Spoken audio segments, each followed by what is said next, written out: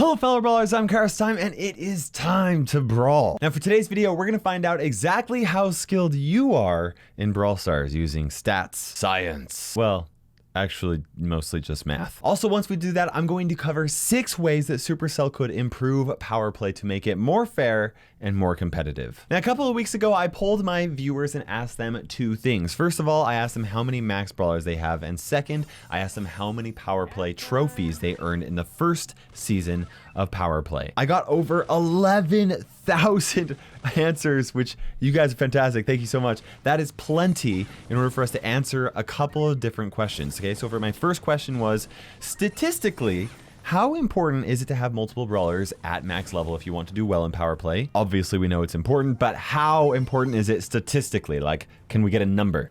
The answer is yes, but later. And my second question is, how do I compare to everybody else? And really what I meant is I wanted to come up with a way for you guys to compare how well you did to everyone else and see how skilled you are in Brawl Stars. Are you above average? Are you in the bottom 10%? Or just how above average are you? We're gonna be answering that in today's video. But first, a big thank you to Netmarble for sponsoring this video. King of Fighters All-Star is a hard-hitting mobile fighting action game. Get ready for the next battle. You can choose from over 200 original fighters from the King of Fighters series, and they're adding fighters from Tekken in their newest update. I've actually had a ton of fun playing the game, and it reminds me a lot of the arcade-style fighting games that I grew up playing a lot of. You know, the kind of game where you start out by mashing buttons, and then you quickly find out that you're not very good at the game, and you have to learn the actual strategy. I really love the diversity that comes with so many different fighters, and it's hard to believe that these graphics come packed in a mobile game. Download King of Fighters All-Star using the link below, and you'll receive Jin Kazama, a 5-star fighter, for free just by logging in. Now, before we move on, guys, I think it's important that I mention some of the things that I did to the data for today's video. First of all, I removed some of the outliers for people who were obviously trolling the data. Nobody got more than 1,351 power play trophies last season, so if somebody put more than that, I just removed their data because they were obviously lying. Some people mocking science. Also, I removed responses from players who had zero brawlers that could compete in power play, since that wasn't really the data that I was looking for this experiment, and I didn't want it to be skewed. So we're just assuming all the data is just people that are watching my channel that have at least one brawler over at least level 10. Next, I put all the data points on 2 histograms to help us learn a few things. First of all is the number of max brawlers chart. Here we can see that 12% of the players who were eligible to play power play had only 1 brawler at max level. And beyond that, just over half of the responders had 5 max brawlers, and 75% of the responders had 9 or less brawlers at level 10. Very interesting to see that. Now, only 4% that responded had all 30 brawlers maxed out. If that's you, you're either been playing for a really long time, or you're a dirty gemmer, or you're both, like myself. Now, the second histogram outlines the maximum power play trophy counts that players got in the first season of power play. This is actually probably going to be very similar to what the second season power play would be, assuming the same amount of people actually played power play a similar amount of times. Anyway, that's not really important. You get the idea. This is a pretty typical left skewed bell curve for those stats nerds out there.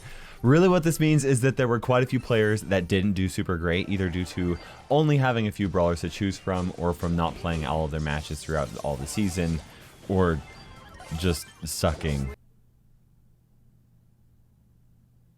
Now from here, I calculated the various percentiles so you could get an idea of how skilled you are in comparison to the average player.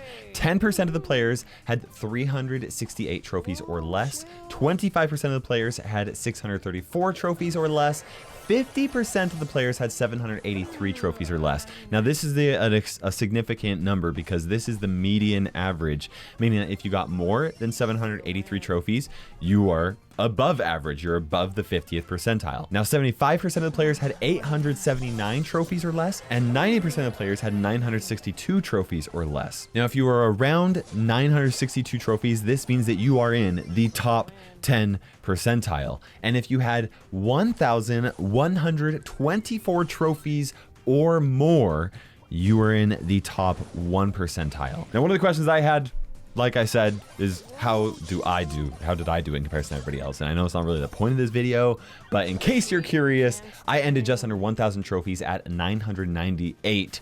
And oh man, those 2 trophies, so sad. And that comes out to be the top 6 percentile. Honestly, I'm actually pretty happy with that because most of my points were gathered playing with randoms over really crummy hotel Wi-Fi over in Japan or Korea.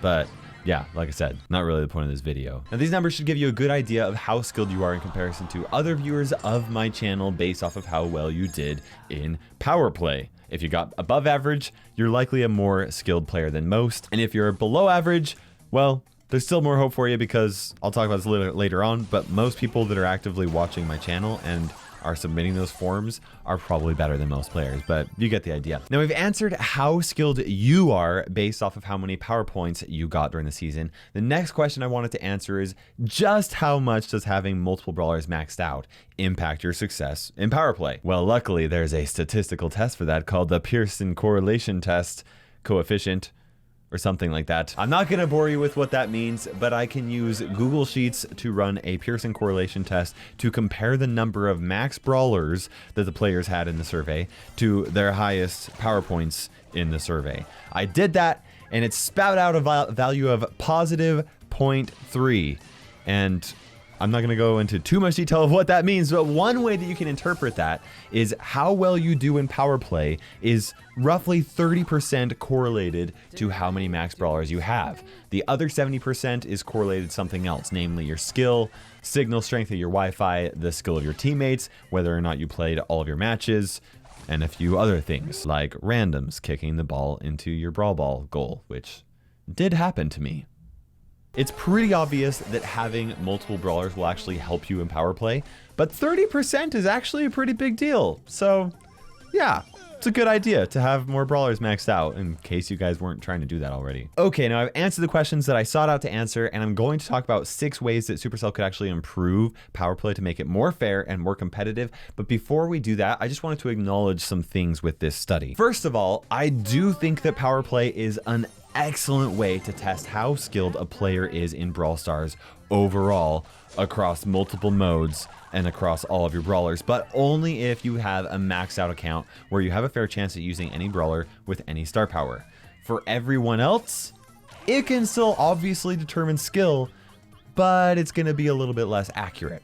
Also, guys, the people who participated in this survey, like I said, are dedicated viewers to my channel and were actually ones that saw my community post and cared enough to fill it out.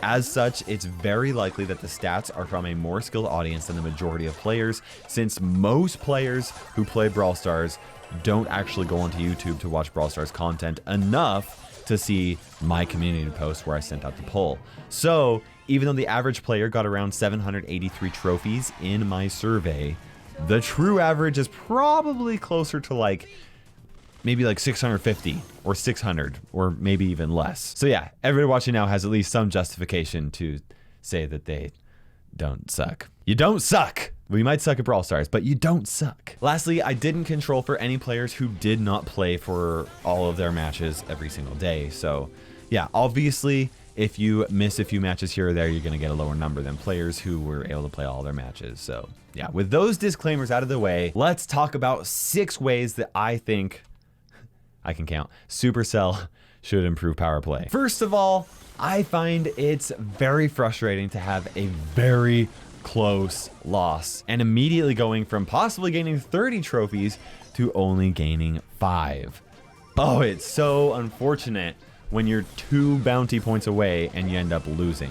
One suggestion that I heard from somebody, I don't remember who it was, but if this was your idea, shout out to you. I really like this idea, is adding extra points for really close matches. Similar to the extra points that come from epic wins, maybe it would be epic loss. Congratulations, you failed successfully. Now in gem grab, this could be if there are 20 or more gems that have spawned on the field by the end of the match. For brawl ball, it would be if the match goes into overtime. For bounty, it could be if the end scores are within 3 points of each other. And for heist and siege, it would be if either of the safes are both below 20%.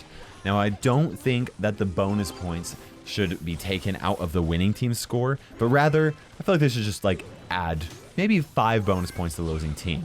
And, you know, if they added just 5 to it, then draws could actually be moved up to a 15 points in total. So I guess it's fair or something like that. Now, the next thing I wanted to talk about is better matchmaking to make power play more fair and more competitive. Now, there are 2 issues with the current matchmaking for power play. The first is that the top power play players don't actually typically face off against other top power play teams because, you know, there's only so many top players and the matchmaking expands its parameters, I think, a little too quickly.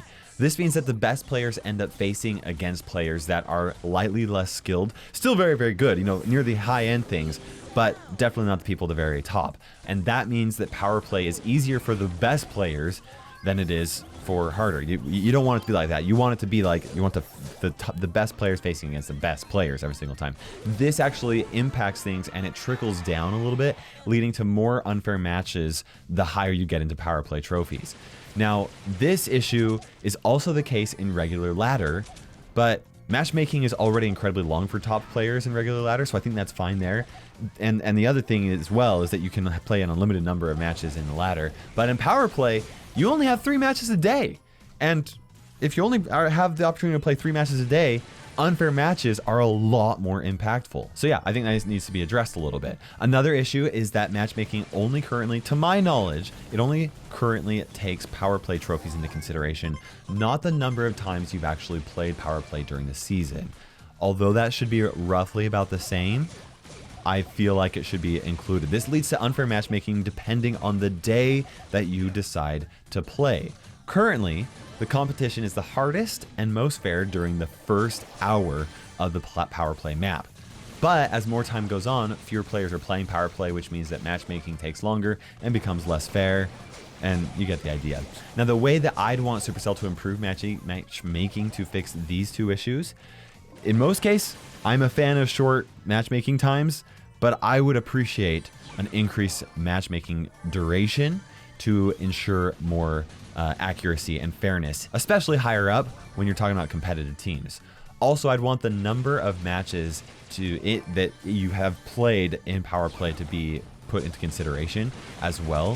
Think of it kind of like Clash Royale, where if you've won 10 matches, you would be faced up against somebody else that's also won 10 matches. The current matchmaking in power play is actually pretty good, but I do think that making these few tweaks would go a long way in improving some of the fairness. But my question to you guys is, would you want more fairness for longer matchmaking? That's the trade-off here, so let me know. Now, the next thing I wanted to talk about is the order of the game modes. My biggest gripe with the first season power play is the fact that some of the least competitive modes, namely Showdown and Takedown, were the last modes of the season. In very high-level Showdown, teaming was very apparent in power play. The higher you climb up in trophies, the more teaming you saw. And it wasn't like you have to climb up a ridiculously high amount of trophies in regular Showdown to see teaming. It was like regular people were seeing it because they're skilled Showdown players. And that renders the mode a lot less competitive. And I've already talked about this in so many videos, so I'm not going to talk about how to improve teaming aspect for solo Showdown, because that's another video, which I've already done. But you get the idea. Now, Takedown is also probably the least competitive game mode of all of the game modes in the game right now, and it was the last one. It's like you ramp up to the very end, you're like, okay, let's play this last match, and you're like, oh great, it's 3 matches of DPS race, because that's the last mode. So yeah, I think it would be much better if the order of the modes were to start with some of the less competitive modes like Showdown or Solo Showdown and Takedown, and end with some more of the competitive modes like Brawl Ball and Gem Grab and the other 3v3 modes.